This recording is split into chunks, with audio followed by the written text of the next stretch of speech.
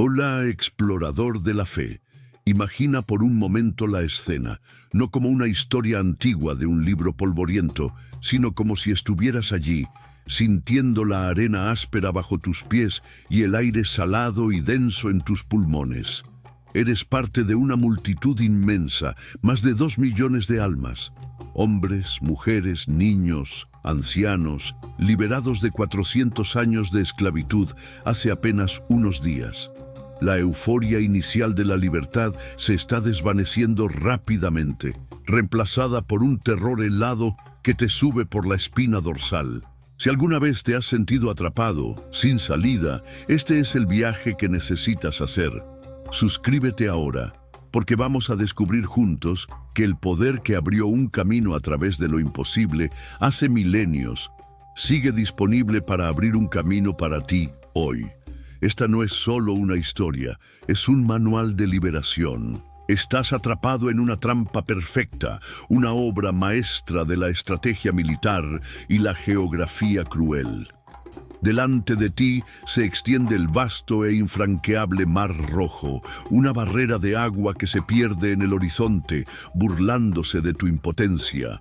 A tus lados te flanquean cordilleras desérticas y fortalezas egipcias, cortando cualquier posibilidad de escape lateral. Es un callejón sin salida a escala nacional. Y entonces lo oyes. Al principio es un murmullo distante, una vibración en el suelo, pero rápidamente crece hasta convertirse en un estruendo atronador. Te das la vuelta y tu corazón se detiene. En el horizonte, una nube de polvo se levanta hacia el cielo, oscureciendo el sol poniente, y de esa nube emergen los destellos metálicos del ejército más temido del mundo antiguo.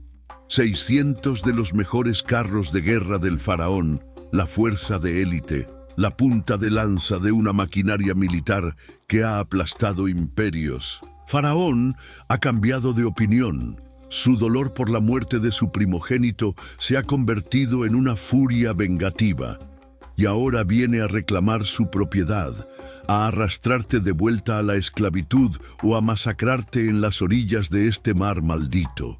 El pánico se extiende por la multitud como un reguero de pólvora. Los gritos de los niños se mezclan con los lamentos de los adultos. La fe que los sacó de Egipto se evapora bajo el sol abrasador del miedo. El pueblo se vuelve contra Moisés, su líder, con acusaciones amargas.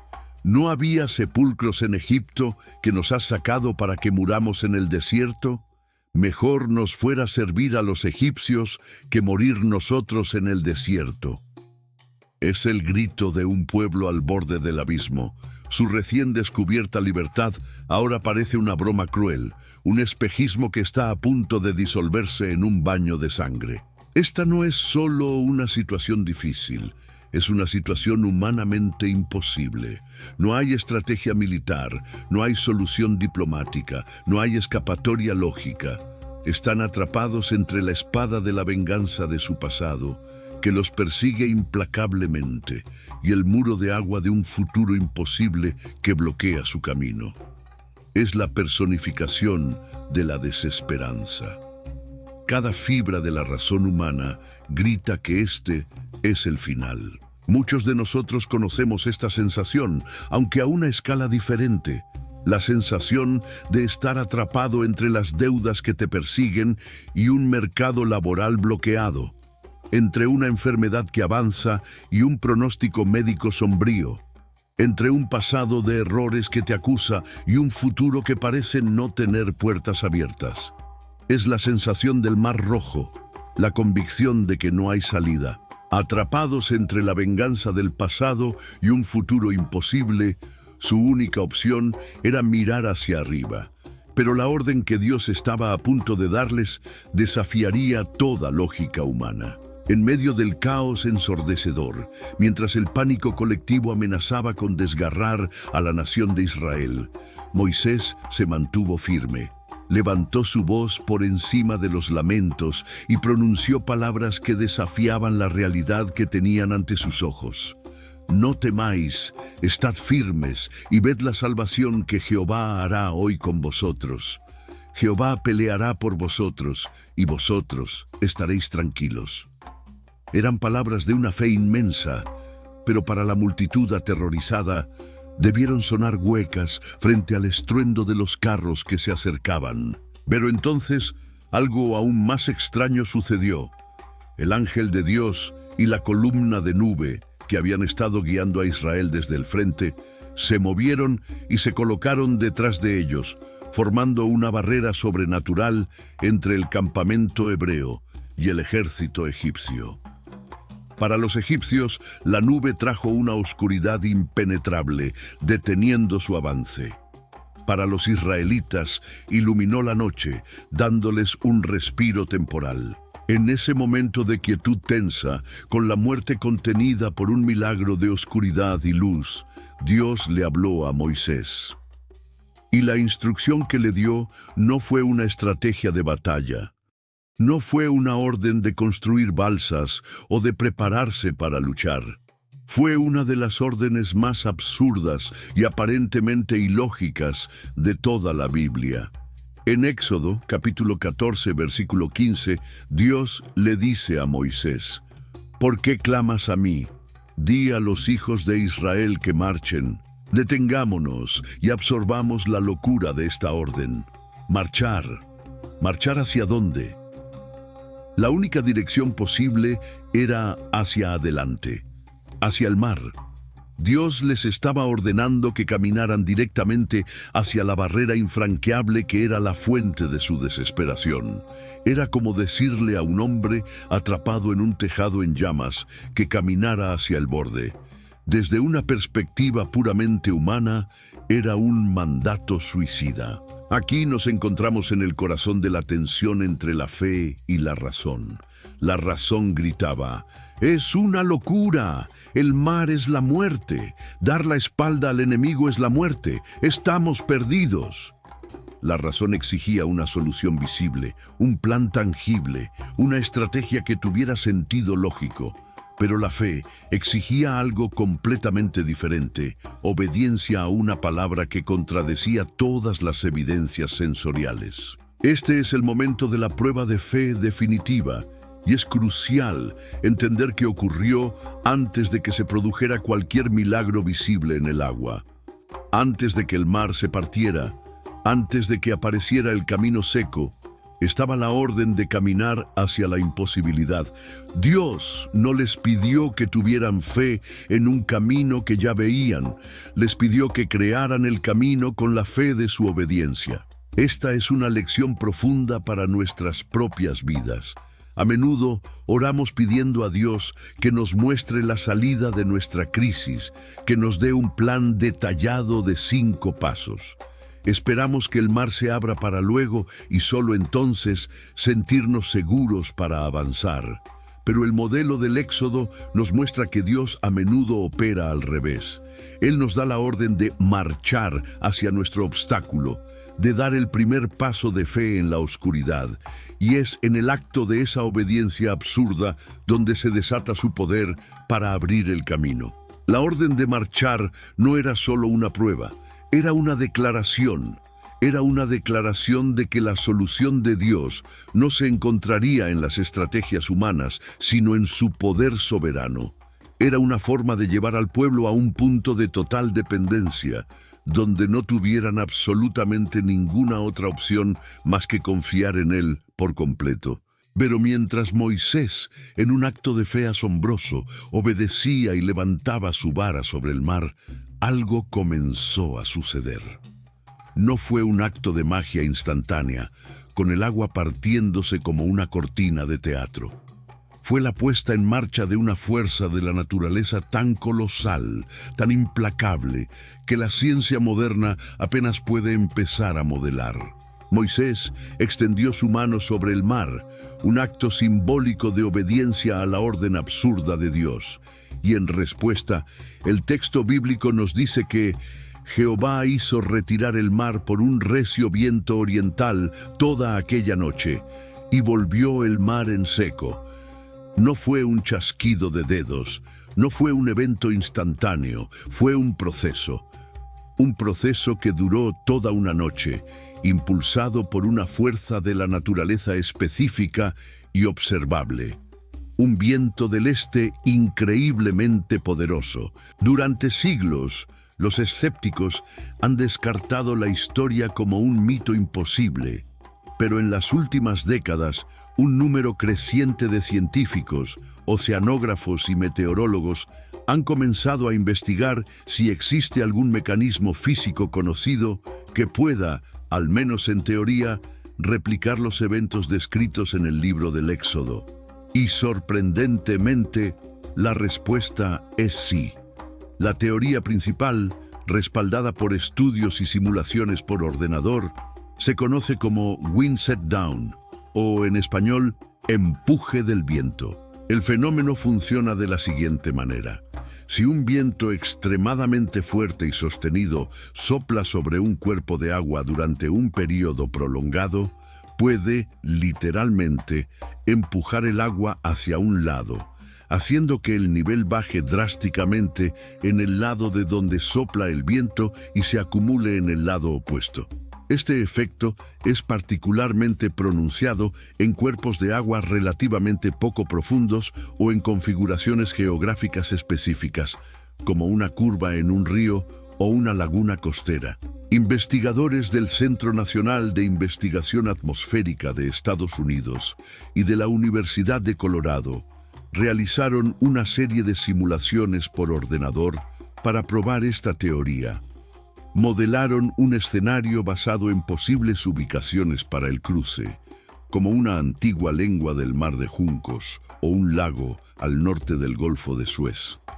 Sus resultados fueron asombrosos. Descubrieron que un viento del este, soplando de manera constante a unos 100 kilómetros por hora, durante aproximadamente 12 horas, la duración de una noche, como describe la Biblia, podría haber hecho retroceder las aguas lo suficiente como para exponer un corredor de tierra seca de varios kilómetros de largo y ancho. Este corredor de lodo y arena habría estado flanqueado por las aguas apiladas a ambos lados, creando la apariencia de muros de agua, tal como lo describe el relato bíblico.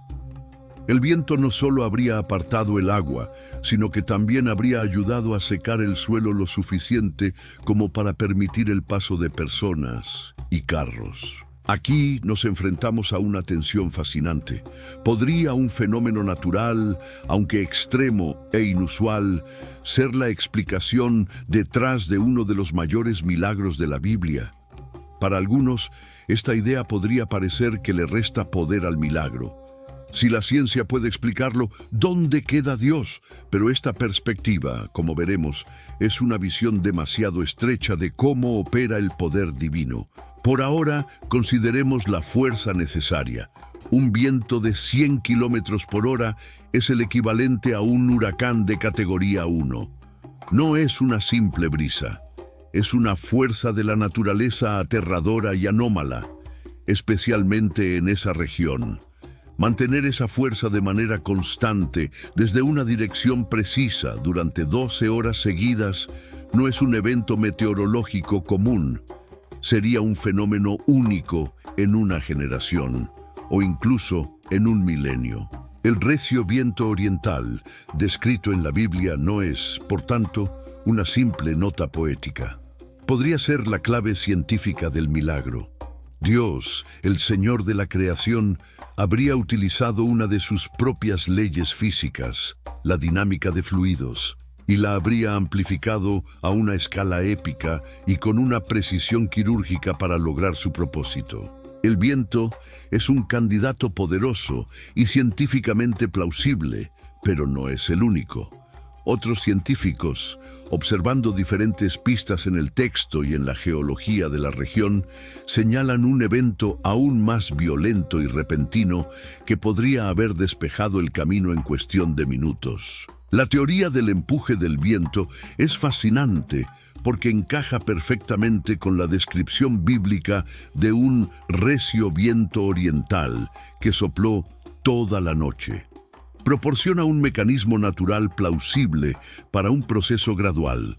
Sin embargo, algunos elementos del relato, como la formación de muros de agua y la rapidez con la que el mar regresó para ahogar a los egipcios, han llevado a otros investigadores a explorar escenarios geológicos más catastróficos y repentinos. Una de las teorías geológicas más intrigantes se centra en la actividad tectónica. La región del Golfo de Suez, una de las posibles ubicaciones del cruce, es parte de un sistema de fallas geológicas muy activo, el Rift del Mar Rojo.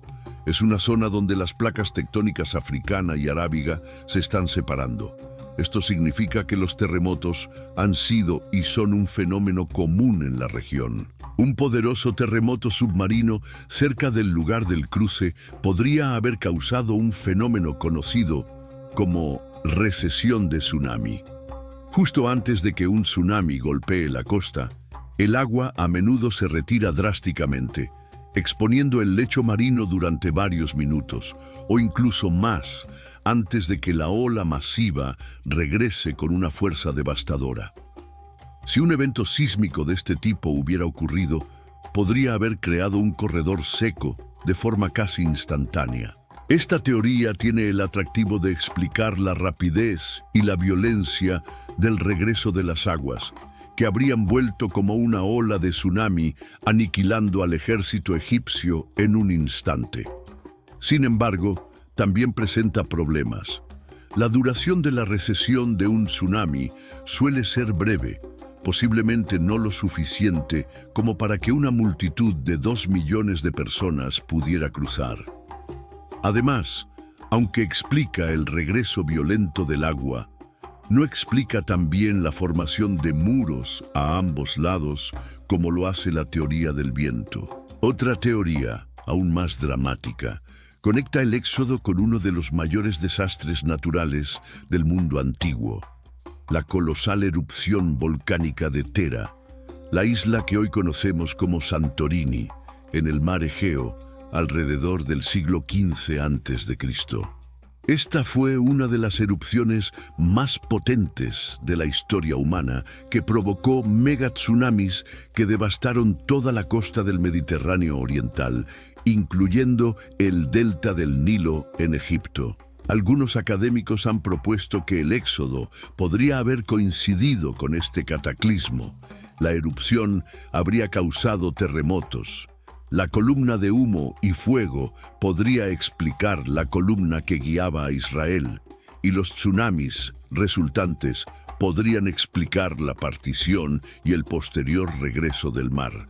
Es una teoría atractiva por su escala épica, pero la datación del éxodo y la erupción de Thera es un tema de intenso debate académico, y hacer que coincidan con precisión es difícil.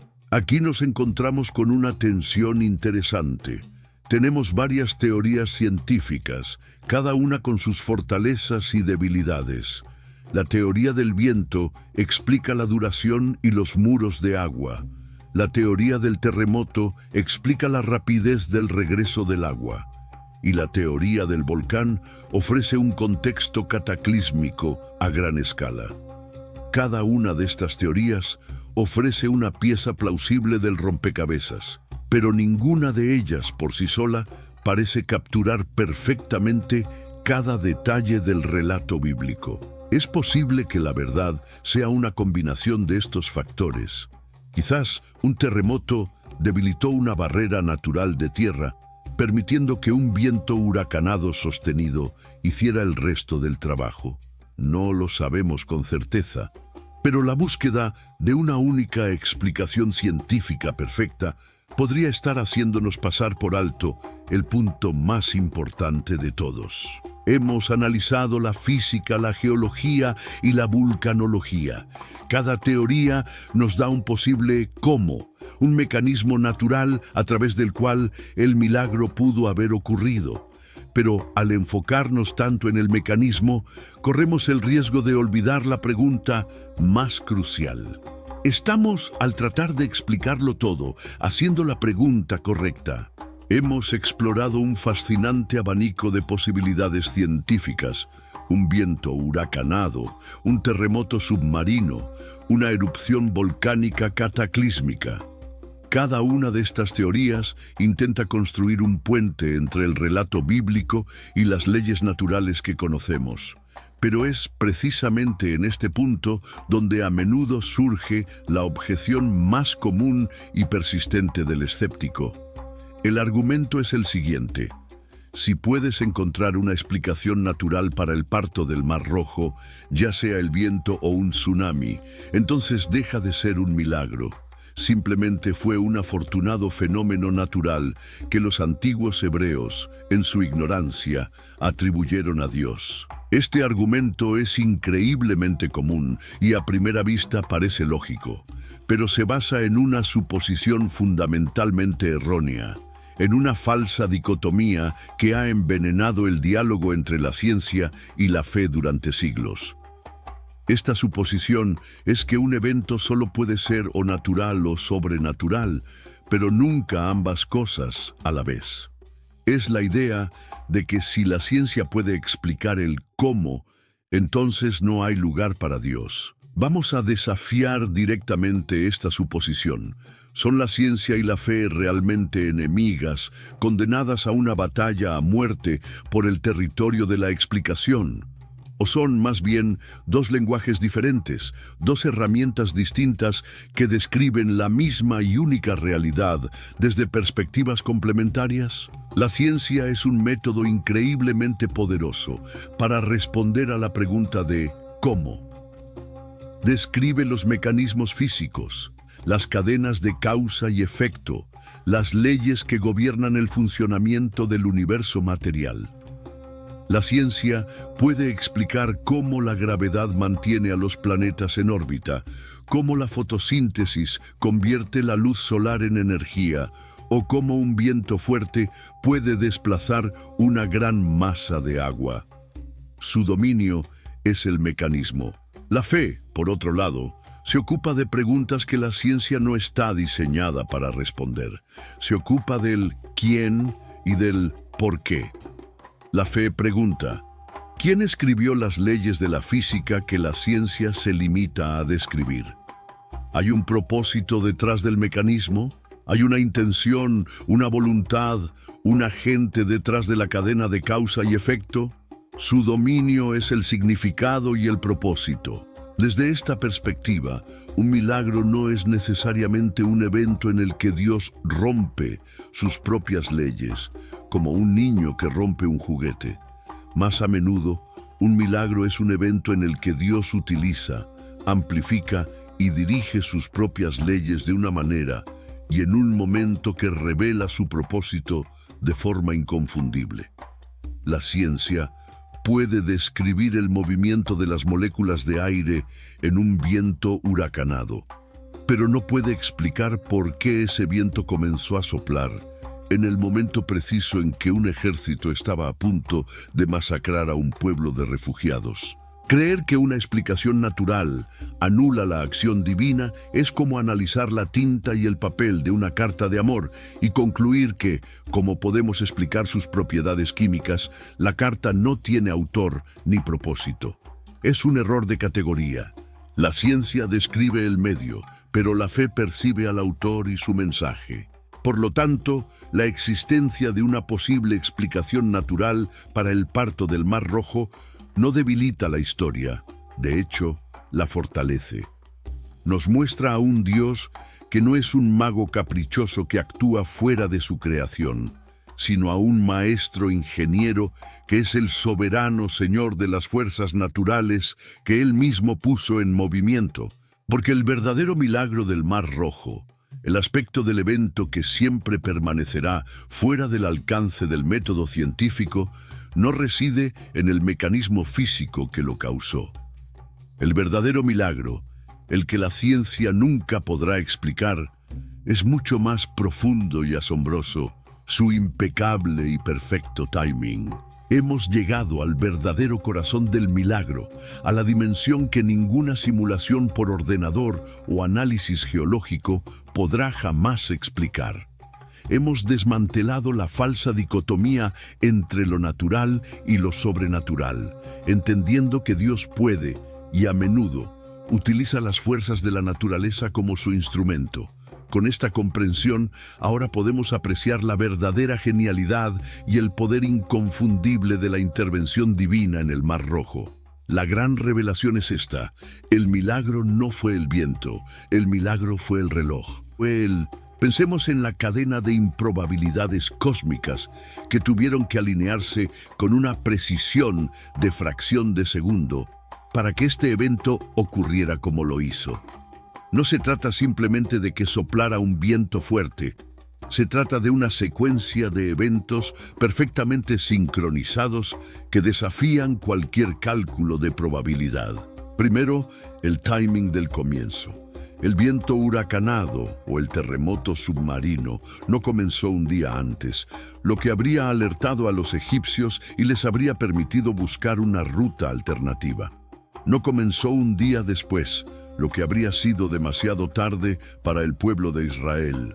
Comenzó a soplar con toda su furia en la noche exacta en que Israel llegó a la orilla del mar, atrapado e indefenso. Una coincidencia de primer nivel. Segundo, la localización precisa. El fenómeno no ocurrió a 100 kilómetros al norte o al sur, donde no habría servido de nada. Ocurrió en el punto geográfico exacto donde se encontraba acampada una multitud de 2 millones de personas, creando un corredor de tierra seca precisamente donde lo necesitaban. Segunda coincidencia monumental. Tercero, la duración perfecta. El viento sopló durante el tiempo exacto que se necesitaba para que una enorme multitud, incluyendo niños, ancianos y ganado, pudiera cruzar con seguridad a la otra orilla. No se detuvo a mitad de camino, dejando a la mitad de la nación atrapada en el lodo.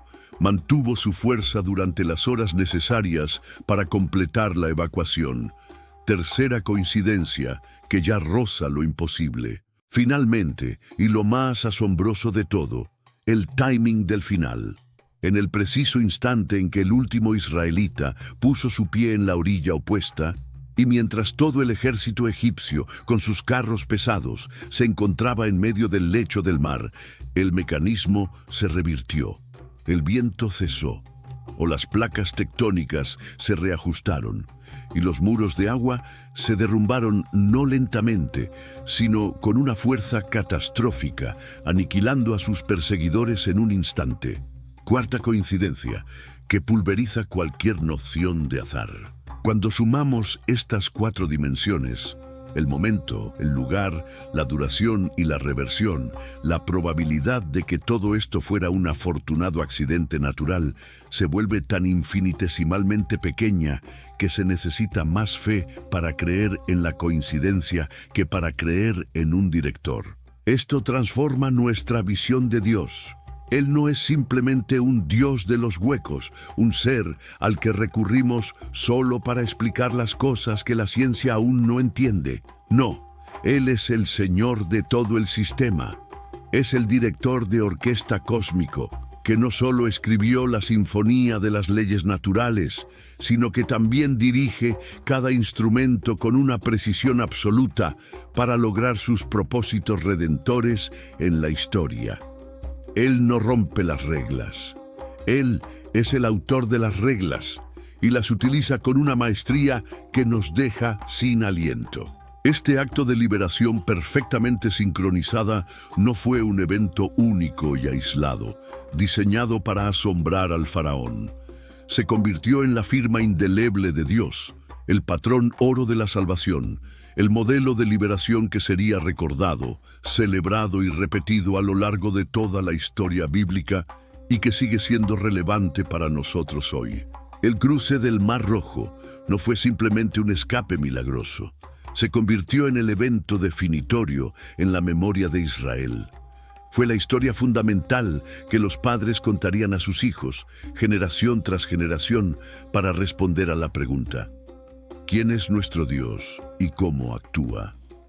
Se convirtió en el paradigma, el modelo de oro de la salvación divina. Una vez que entiendes el patrón del Mar Rojo, comienzas a verlo repetido en diferentes formas a lo largo de toda la narrativa bíblica. Pensemos en la siguiente generación, 40 años después, los hijos de aquellos que cruzaron el Mar Rojo se encontraron en una situación similar. Estaban a las puertas de la tierra prometida, pero una barrera de agua, el río Jordán, en plena crecida, bloqueaba su camino. Y Dios, para demostrar que Él era el mismo Dios que había salvado a sus padres, repitió el milagro. Cuando los sacerdotes que llevaban el arca del pacto pusieron sus pies en el agua, el río se detuvo corriente arriba, amontonándose en un muro, y la nación cruzó en tierra seca. Era el eco deliberado del Mar Rojo, una firma divina para asegurar a la nueva generación que el mismo poder que los liberó de la esclavitud ahora les daría la victoria en su herencia. Avancemos varios siglos hasta el ministerio de Jesús. Él y sus discípulos se encuentran en una barca en el mar de Galilea, cuando una tormenta violenta amenaza con hundirlos. Los discípulos, aterrorizados, despiertan a Jesús, quien duerme plácidamente. Él se levanta y con una autoridad que recuerda al Creador en el Génesis, reprende al viento y al mar. Y se hizo una gran calma. Los discípulos asombrados se preguntan, ¿quién es este que aún los vientos y el mar le obedecen? La respuesta implícita es clara. Él es el mismo que sopló el recio viento oriental, el Señor del mar y de la tormenta. Estaba demostrando que el poder del Éxodo residía en él. Pero el modelo se vuelve aún más personal y profundo en la teología del Nuevo Testamento. El apóstol Pablo, en su primera carta a los Corintios, describe el cruce del Mar Rojo como un tipo de bautismo. Dice que todos en Moisés fueron bautizados en la nube y en el mar. ¿Qué significa esto? Significa que el paso a través de las aguas se convirtió en el símbolo de la transición de la muerte a la vida, de la esclavitud al pecado a la libertad en Cristo. Cuando una persona es bautizada, es sumergida en el agua, lo que simboliza la muerte a su antigua vida, el ahogamiento de su faraón interior, su naturaleza pecaminosa. Y al salir del agua, simboliza la resurrección a una vida nueva, caminando en la orilla de la victoria de la gracia de Dios. El bautismo es nuestro propio cruce personal del Mar Rojo. Aquí, la tensión se vuelve increíblemente relevante. Este evento histórico no es solo algo que Dios hizo una vez en el pasado para un pueblo antiguo. Se ha convertido en una revelación atemporal de cómo Dios actúa para salvar y liberar a su pueblo en todas las épocas. Es un patrón que nos enseña que Dios se especializa en crear caminos donde no los hay. Nos muestra que a menudo nos lleva a situaciones imposibles, no para destruirnos, sino para demostrar su poder de una manera que no deje lugar a dudas de que la salvación viene solo de Él. El cruce del Mar Rojo es, por tanto, más que historia. Es una promesa viviente, es un mapa para la liberación, es la garantía de que el Dios que abrió un camino a través de las aguas para Israel es el mismo Dios que puede abrir un camino a través de cualquier obstáculo que enfrentemos. Si este es un modelo divino, entonces la pregunta más importante no es ¿qué significó para Israel hace 3000 años?, sino ¿qué significa para ti, hoy, en medio de tu propia crisis? Es hora de identificar tu propio Mar Rojo. Hemos establecido que el cruce del Mar Rojo no es una simple anécdota histórica, sino el modelo supremo de la liberación divina. Es un patrón vivo que nos enseña cómo actúa Dios. Ahora, debemos dar el paso más importante y personal de todos: aplicar este modelo directamente a nuestras propias vidas. Porque la verdad es que cada uno de nosotros, en algún momento, se enfrentará a su propio Mar Rojo. ¿Qué es un Mar Rojo personal? Es cualquier situación en tu vida que parece un callejón sin salida, una trampa perfecta de la que no hay escapatoria lógica o humana. Es el momento en que te sientes atrapado entre un pasado que te persigue implacablemente y un futuro que parece completamente bloqueado. Tu faraón es el pasado que te persigue.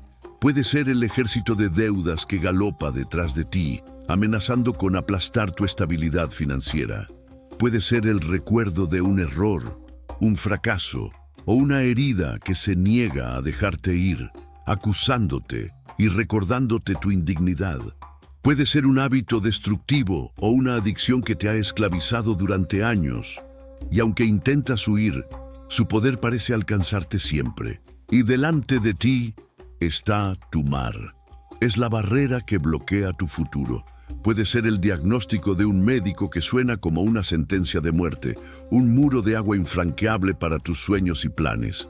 Puede ser una relación rota que parece irreconciliable, un océano de dolor y resentimiento que te separa de alguien a quien amas. Puede ser una crisis de fe, un negocio en quiebra, la pérdida de un trabajo, una depresión que se siente como un abismo sin fondo. La esencia de la experiencia del Mar Rojo es la sensación de impotencia total.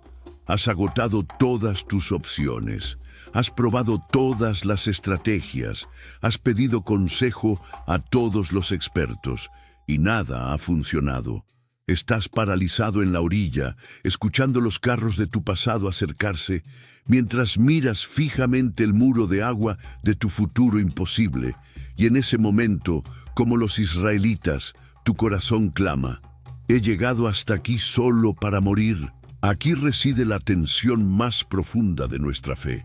Es relativamente fácil creer en los milagros que Dios hizo para otros en un pasado lejano.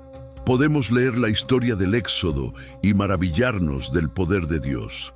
Pero, ¿creemos realmente que ese mismo poder está disponible para nosotros, aquí y ahora, en nuestra situación particular, que se siente tan real, tan sólida y tan sin esperanza? Es en la orilla de nuestro propio Mar Rojo, donde nuestra fe teórica se pone a prueba y se convierte en una fe real, o se desmorona. Es el lugar donde descubrimos si realmente creemos que Dios es quien dice ser. Es fácil cantar sobre el poder de Dios en la comodidad de la iglesia un domingo por la mañana. Es otra cosa completamente distinta aferrarse a esa verdad cuando estás de pie en la orilla de tu propia desesperación, con el sonido de los carros enemigos llenando tus oídos. Esta experiencia, aunque aterradora, es a menudo un regalo disfrazado, porque es precisamente en este punto de impotencia total donde Dios puede hacer su obra más profunda. Él nos lleva a la orilla de nuestra imposibilidad para que finalmente dejemos de confiar en nuestras propias fuerzas y pongamos nuestra confianza completamente en las suyas. La pregunta que tu Mar Rojo te hace es: ¿en quién vas a confiar? ¿En la evidencia abrumadora de tus circunstancias o en el carácter inmutable del Dios que hace caminos donde no los hay? La respuesta a esa pregunta se encuentra en la misma orden absurda que Dios le dio a Israel. El poder se desata no al esperar pasivamente, sino al dar el primer y más difícil paso de fe. Atrapados en la orilla de nuestro Mar Rojo personal, paralizados por el miedo, la tendencia natural es quedarnos quietos, lamentarnos o intentar negociar con nuestro pasado. Pero el modelo divino de liberación nos enseña algo radicalmente diferente. El poder que parte las aguas no se activa con la pasividad, sino con un acto de fe audaz y aparentemente ilógico.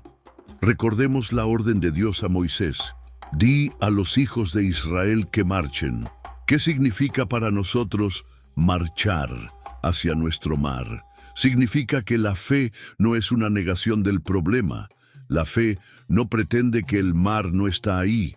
La fe ve el mar, reconoce su inmensidad y su poder para destruir, pero elige caminar hacia él de todos modos, no por confianza en sí misma, sino por una confianza inquebrantable en el carácter y la promesa de Dios. Marchar hacia tu mar financiero significa hacer un presupuesto, incluso cuando las cifras no cuadran, y dar generosamente de lo poco que tienes, confiando en que Dios es tu proveedor.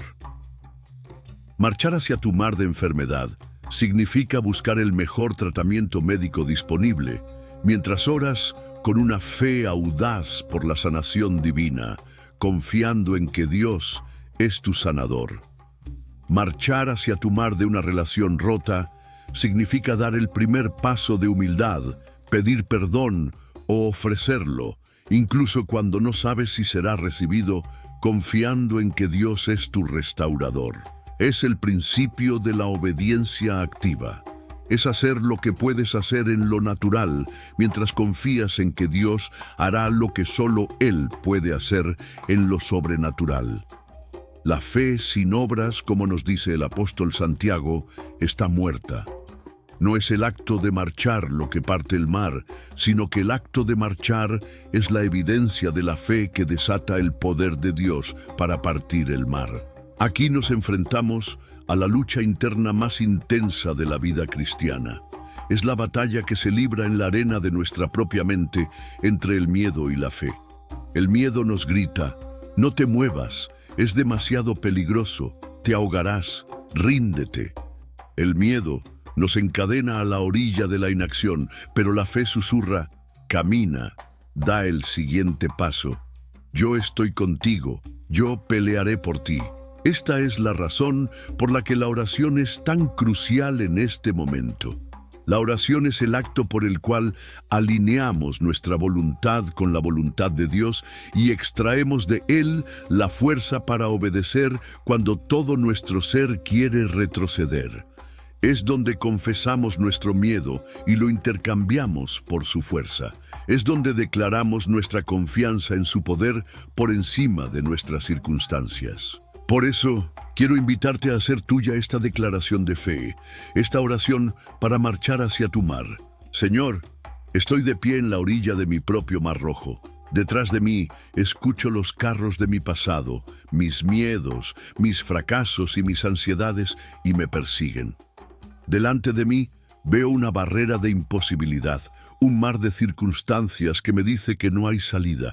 Mi razón me dice que estoy atrapado y mi corazón está lleno de temor. Pero hoy elijo no escuchar la voz del miedo, elijo escuchar tu voz, la que me dice que marche. Cuando veo estas barreras imposibles, recuérdame el poder que partió el mar para tu pueblo. Confieso mi fe en ti. Confío en que puedes crear un camino donde no lo hay. Elijo creer que tú eres más grande que mi problema. Señor, te pido la fuerza para dar el siguiente paso de obediencia. Guía mis pies. Aunque no vea el camino completo, dame el valor para caminar hacia el agua, confiando en que tú irás delante de mí. Que tu poder sobrenatural nos guíe, a mí y a mi familia, a través de nuestras propias desolaciones, hacia la libertad que nos has prometido. En el nombre de Jesús. Amén. Después de la oración de fe, viene la promesa de la victoria. La historia de Israel no termina con ellos caminando nerviosamente en medio del mar. Termina de manera segura en la otra orilla. Después del acto de fe, después de la obediencia absurda de marchar hacia las aguas, viene la gloriosa culminación. El modelo de liberación de Dios nunca nos deja a mitad de camino. No nos lleva al centro de nuestro mar Rojo para abandonarnos allí. Su plan siempre es llevarnos completamente a través hasta la orilla de la victoria. La historia del Éxodo no termina con el terror del cruce, sino con el éxtasis del triunfo. Imagina la escena final. El último israelita, quizás una madre con su hijo en brazos, pone su pie en la arena seca de la orilla opuesta. En ese preciso instante, Moisés vuelve a extender su mano sobre el mar y las paredes de agua que habían sido contenidas por el poder de Dios se derrumban con una furia cataclísmica. El ejército egipcio, en medio de su arrogante persecución, es engullido por el caos. Los carros, los caballos, los soldados de élite, todo el poderío del imperio más grande del mundo, es aniquilado en un momento. A la mañana siguiente, a la luz del sol naciente, el pueblo de Israel vio los cuerpos de sus antiguos opresores flotando en la orilla. El pasado que los había perseguido implacablemente ya no existía. El miedo que los había atormentado durante generaciones fue ahogado para siempre en las profundidades del mar. Estaban verdaderamente y finalmente libres. ¿Y cuál fue su respuesta? El capítulo 15 de Éxodo registra uno de los primeros y más grandes himnos de alabanza de la Biblia. Miriam, la hermana de Moisés, tomó un pandero y todas las mujeres la siguieron, cantando y danzando. Cantad a Jehová, porque en extremo se ha engrandecido, ha echado en el mar al caballo y al jinete. El terror de la noche anterior se había transformado en la adoración de la mañana. La desesperación de la trampa se había convertido en la danza de la liberación. Esta es la promesa para ti. Cuando confías en Dios y das tu paso de fe a través de tu mar rojo, Él no solo te hará pasar, Él te llevará a una nueva orilla, a un lugar donde podrás mirar hacia atrás y ver cómo los ejércitos que te perseguían, tu deuda, tu enfermedad, tu adicción, tu miedo, han perdido su poder sobre ti, ahogados por la gracia y el poder de Dios. La liberación de Dios no es solo una supervivencia, es una transición a una vida de testimonio y adoración. La razón por la que Él nos rescata de maneras tan espectaculares es para que nuestra vida se convierta en una canción de su poder. Tu historia de cómo Dios partió tu mar se convertirá en la fuente de fe para otra persona que está de pie, aterrorizada en su propia orilla. Así que la pregunta final que esta historia te hace es, ¿estás dispuesto a confiar en Dios a través de tu crisis para llegar a tu propia orilla de la victoria? ¿Estás dispuesto a soportar la noche de terror y la marcha de fe para experimentar la mañana de la alabanza? La elección, como siempre, es tuya. Puedes permanecer en la orilla de la incredulidad, paralizado por el miedo, y ser finalmente alcanzado por tu pasado, o puedes marchar hacia tu mar confiando en el Dios que hace caminos y descubrir la libertad y el gozo que te esperan al otro lado. La misma física sobrenatural, la misma soberanía sobre las leyes de la naturaleza que partió el mar para Israel, está disponible para abrir un camino para ti hoy. El Dios del Éxodo no es una figura histórica, es el mismo ayer, hoy y por los siglos. Su especialidad sigue siendo la misma, la de crear caminos donde no los hay. Si crees en este poder, si este mensaje ha encendido una chispa de fe en tu corazón, te invito a suscribirte y a unirte a nuestra comunidad. Y más importante aún, cuando Dios parta tu propio mar rojo, vuelve aquí y comparte tu testimonio en los comentarios. Tu historia podría ser el faro de esperanza que guíe a alguien más a su propia orilla de la victoria.